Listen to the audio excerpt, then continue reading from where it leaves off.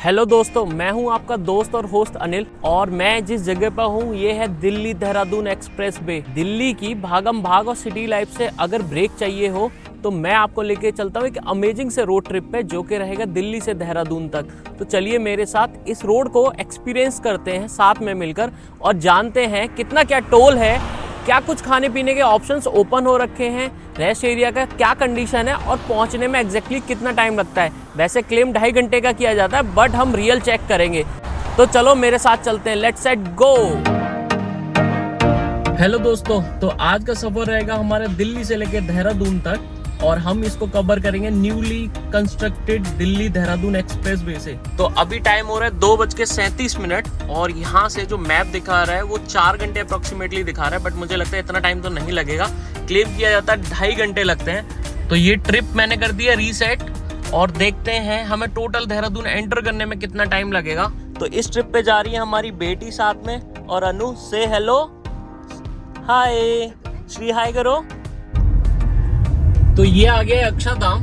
अगर दिल्ली और Dehradun express way पे अगर आपको जाना है, दिल्ली या दिल्ली के आसपास किसी भी जगह से अगर आप स्टार्ट कर रहे हो तो आपको एंट्री पॉइंट पे यहीं आना पड़ेगा अक्षरधाम पे। यहाँ से लेफ्ट साइड में और हमारा Delhi Dehradun express way start हो जाता है। तो ये है इसका 0 पॉइंट जहाँ से हम एंट्री करते हैं। तो ये देख लो, ये बोर्ड लगा है, यहाँ से देहरादून और सहारनपुर के लिए लेफ्ट साइड में आपको टर्न लेना होगा। तो ये पॉइंट है जहां से सफर का स्टार्ट होता है एक्सप्रेस वे के लिए। तो ये देखिए सामने बोर्ड लगा है, welcome to Delhi Saharanpur Dehradun highway NH 709B। और यहाँ पे स्टार्टिंग में देखिए कितना रश है क्योंकि ये लोकल एरिया है।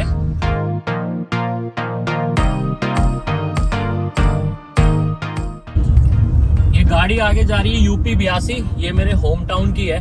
तो देखते ही थोड़ी अपने घर वाली फीलिंग आ जाती है कि कोई नजर आ गया। सबसे पहले नजर में UP 82 ही दिखा।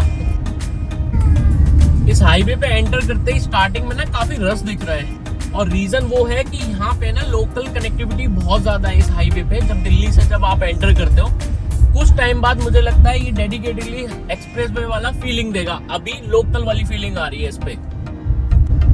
और ये देखो यहाँ से कनेक्टिविटी है नोएडा और गीता कॉलोनी की। तो स्टार्टिंग में तो मुझे लगता है कुछ किलोमीटर तक ना दिल्ली और ये नोएडा की कनेक्टिविटी से ही घिरा रहेगा, इस वजह से वो एक्सप्रेस वे वाली फीलिंग तो नहीं आ रही है अभी। बट आगे जाके असली मजा आने वाला है। जो एक्सप्रेस वे की राइड है ना, जिसको करने के लिए आज हम निकले हैं, उसका मजा कुछ किलोमीटर बाद आपको नजर आएगा। इस ब्रिज पे जगह जगह लिखा हुआ है नो सेल्फी जोन। तो बहुत सारे लोगों का होता है ना, ब्रिज अच्छा लग रहा है सेल्फी ले लें, तो यहाँ ऐसा कुछ ना करें।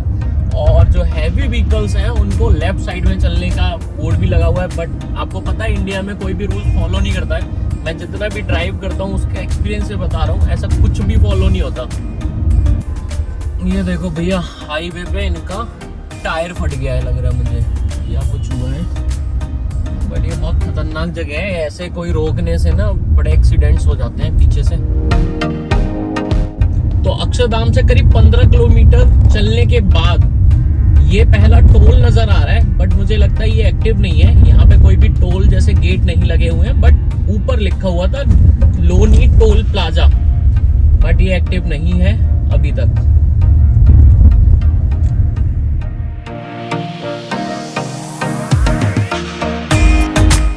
करीब 21 किलोमीटर चलने के बाद अक्षरधाम से अब मुझे लगता है कि जो लोकल एग्जिट थे ये खत्म हो चुके हैं। अब जो आगे एग्जिट पड़ेगा वो है ईस्टर्न पेरिफेरल। उससे पहले ये लोकल वाली जो कनेक्टिविटी थी ये खत्म हो चुकी है।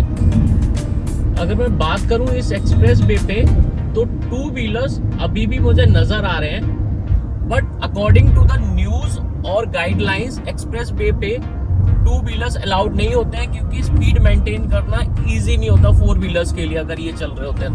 तो मुझे लगता है एक पॉइंट के बाद ये 2 व्हीलर्स खत्म हो जाएंगे इस रोड पे दिखना। तो 0 पॉइंट से 30 किलोमीटर बाद एग्जैक्टली ये आ गया है कट ईस्टर्न पेरिफेरल का।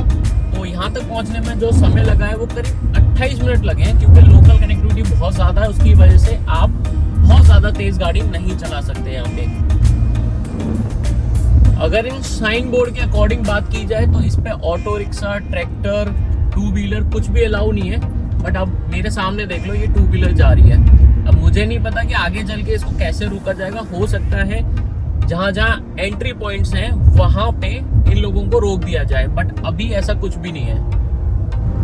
अब एक्सप्रेसवे की फीलिंग कैसे मैं दिखा सकता हूँ, ये देखो ऑडोमीटर में मेरे यहाँ पे जो माइलेज दिखा रहा है वो 29.8 किलोमीटर पर लीटर का दिखा रहा है। अभी मैं चलाऊं 33 किलोमीटर अक्षरधाम से और मेरे को 31 मिनट लग गए यहाँ तक। तो अगर मैं बात करूं तो ये सेकंड टोल प्लाजा है, पहला वाला लोनी था जो कि बंद था और यहाँ पर इसको देख के लग रहा है ये भी अभी ऑपरेशनल नहीं है।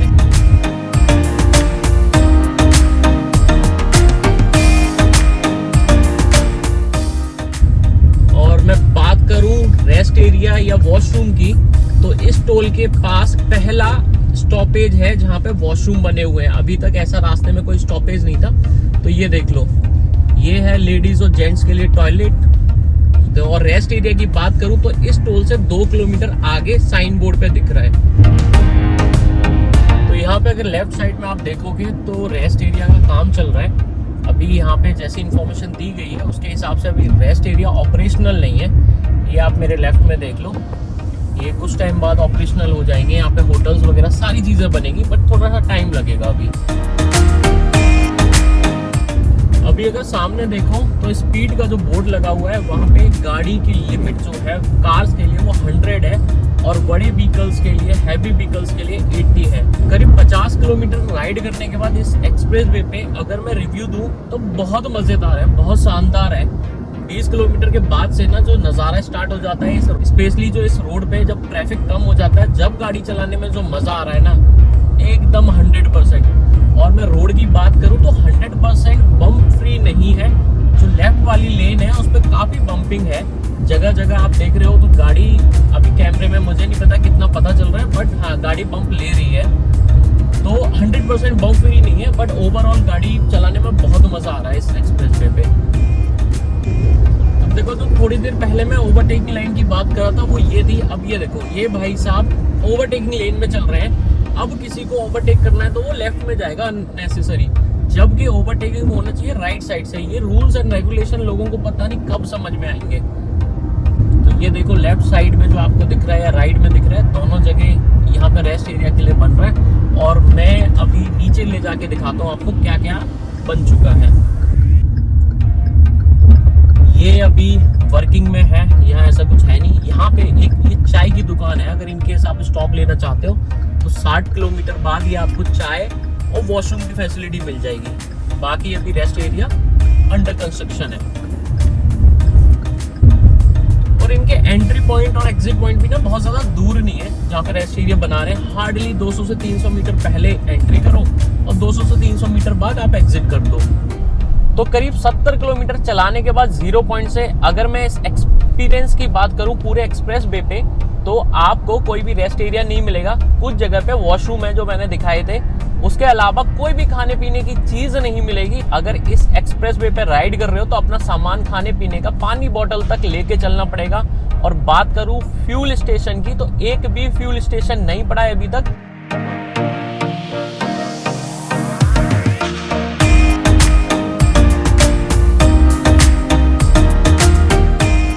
ये जो रेस्ट एरिया आ रहा है इसको थोड़ा सा एक्सप्लोर करते हैं, देखते हैं क्या कुछ ऑप्शंस मिलते हैं एग्जैक्टली हमें बाहर से देखने में और एक्चुअल में क्या कुछ है यहाँ पे।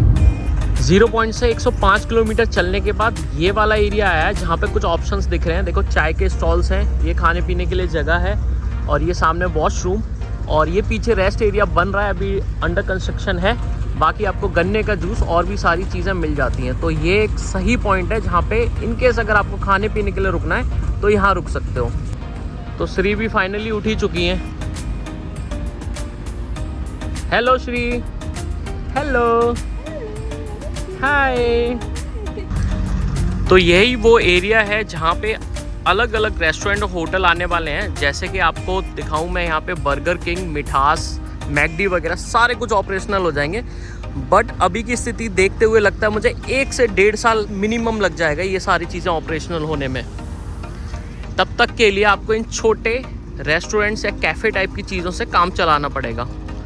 ये देखो, इनके झंडे लगे हुए हैं, वो बर्गर किंग लगा हुआ है, ये मिठास लगा हुआ है, आगे मैकडी का भी लगा हुआ है। ऐसे करके बहुत सारे साइंस लगे हुए हैं कि ये सब आने वाला है यहाँ पे। अब देखो जैसे ये टर्न का बोर्ड लगा हुआ है, इसके ऊपर ना ग्रीन कलर के पर्दा पड़ा हुआ है, क्योंकि ये अभी कट लगता है मुझे ऑपरेशनल नहीं है, इस वजह से इनको ढक रखा है। ये जो कट की बात कर रहा था ये था रुड़की और हरिद्वार का। और आप आगे चल के भी देखोगे ना, ये देखो जहाँ साइन बोर्ड लगा हुआ है ना कि लेफ्ट में टर्न लेना है, उस जगह ग्रीन कलर का पर्दा पड़ा हुआ है, शेड पड़ा हुआ है काइंड ऑफ। ये देखो इसको ढक रखा है कि ये ऑपरेशनल नहीं है, इस वजह से शायद। यहाँ क्या लिखा है देखते हैं। हाँ, थोड़ा सा कट लगा हुआ है और लिखा हुआ है रास्ता बंद है।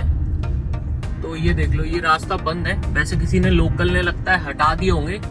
अगर लोनी वाला टोल प्लाजा छोड़ दूं तो ये ऑफिशियली दूसरा टोल आया है इस रूट का। और यहाँ पर ना पहले की तरह जो बूथ बने रहते थे जहाँ पे लोग बैठते थे और उसको ऑपरेट करते थे, वो सारा सिस्टम खत्म कर दिया है। ये है न्यू एरा टेक्नोलॉजी का, जहाँ पे अलग ही टेक्नोलॉजी लगा रखी है। यहाँ पे आपको ऑटोमेटिकली कट जाएगा आपका टोल जैसे ही आप एंटर करोगे। तो मुझे लगता है कि जो टोल पे बड़ी बड़ी लेन्स लग जाती है उन सब चीजों से बच जाएंगे। और देखो टोल के पास यहाँ पे आपको वॉशरूम की फैसिलिटी भी मिल जाएगी। तो ये है सहारनपुर वाला एग्जिट, जहां तक नेशनल हाईवे 344G चल रहा था, अब यहाँ से 344 स्टार्ट हो गया NH। तो ये देख लो, ये पूरा सर्कल है जहां से अगर आप सहारनपुर पे एग्जिट मारना चाहते हो तो ये वाला पॉइंट रहेगा। और यहाँ से सहारनपुर कट के बाद ना ये जो रास्ता स्टार्ट हुआ है आपको दिख रहा होगा व्हाइट सा, ये मुझे लगता है सीमेंटेड रोड है। और इसके ड्रॉबैक्स मैं बताऊं आपको तो गाड़ी का साउंड बढ़ जाता है रोड पे चलते हुए। और गर्मी ज्यादा होने पे ना जो टायर की ब्लास्ट होने की जो खबरें आती है ना, वो इसी टाइप के रोड से आती है। और जो तार वाला रोड रहता है ना, वो काफी अच्छा रहता है, काफी स्मूथनिंग फील होती है उस पर चलाने में गाड़ी, और आवाज भी नहीं करती और टायर को गर्मी में कोई इशू नहीं होता। और इस रूट का एक और टोल प्लाजा आ गया है। तो इस रास्ते का सबसे खूबसूरत एंट्री पॉइंट आ गया है 12 किलोमीटर के लंबे एलिवेटेड रोड। तो ये है 12 किलोमीटर लंबा वाइल्ड लाइफ एलिवेटेड कॉरिडोर। और इसके जो मजे है ना वो अलग ही है। आप मेरे दोनों साइड देखोगे, ये जो शेड्स लगी हुई हैं, ये है साउंड को एब्जॉर्ब करने के लिए, जिससे कि इधर उधर जो जानवर रहते हैं यहाँ पे जंगल में उनको इशू ना हो।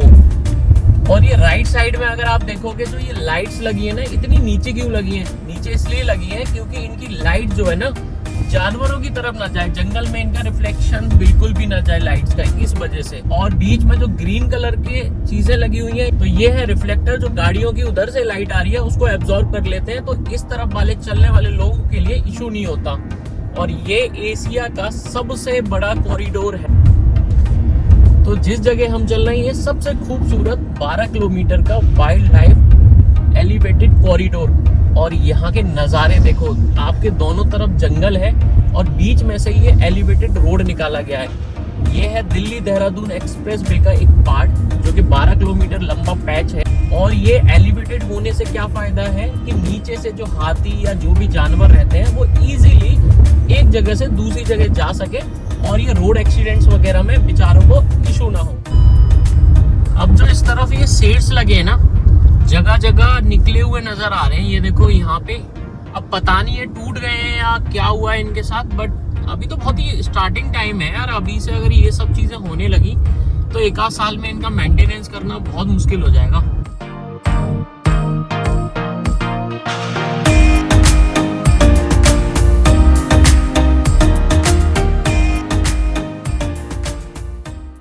तो 206 किलोमीटर चलने के बाद जीरो पॉइंट से ये एरिया आ गया है जहाँ पे उत्तर प्रदेश की सीमा समाप्त हो गई है और सामने देखो उत्तराखंड स्टार्ट हो गया है यहाँ टनल से। तो देवभूमि में आपका स्वागत है। हर हर महादेव। अभी इस टनल में लाइट नहीं जल रही है, पता नहीं क्या रीजन है, बट जलनी चाहिए। थोड़ी सी विजिबिलिटी कम हो रही है।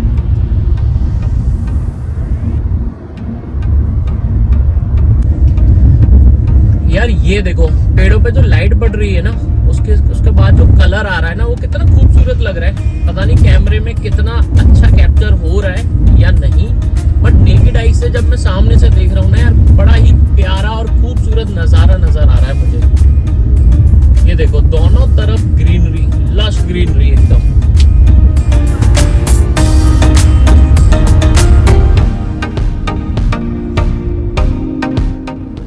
तो ये टोल रोड खत्म हो गया है और आपका उत्तराखंड में स्वागत है। तो हम इस जगह पहुंच चुके हैं। यहाँ तक आने में जो टाइम लगा है वो है 5:40 तक हम यहाँ पे अराइवल हो चुका है। बीच में रुकते रुकाते आए हैं तो गाड़ी जो टाइम दिखा रही है, गाड़ी कितनी देर रन हुई है वो है 2 घंटे 50 मिनट। तो मुझे लगता है जो कहा जाता है कि 2.5 घंटे में आप देहरादून पहुंच सकते हो, बहुत ही इजीली पहुंच सकते हो। हमने थोड़े बहुत स्टॉप लिए, इधर उधर चीजें देखी, बच्चा भी साथ में था, तो इस वजह से थोड़ा स्लो भी ड्राइव करी, बट हाँ वर्थफुल ड्राइव रही अभी तक की। तो हम पहुंच चुके हैं देहरादून में। अब यहाँ से हम कहाँ जाएंगे वो मैं बताता हूँ अभी आपको।